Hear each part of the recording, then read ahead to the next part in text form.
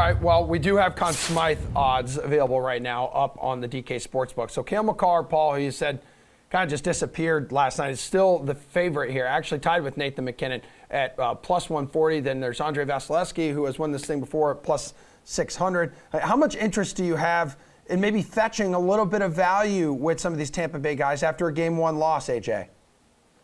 Was on possibly taking Kucherov at plus 400, so there's no reason not to double down on that.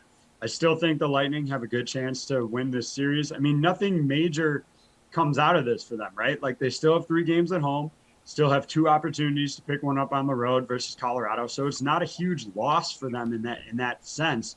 And so if they win the series, I think Kucherov hands down is the guy. So if I was on him at plus 400, might as well stick with him at plus 600.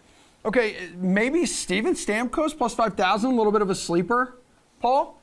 I love that call. That's exactly where I was going, because the guy, it's his turn. He didn't have much to do with the last playoff, one of the playoff runs where he was limited to 1 shift, if you'll recall. And this year he's leading the club in offense. So in terms of the goal scoring side anyway, picking up some key goals along the way. And I just think we're seeing a lot of leadership out of him in this postseason.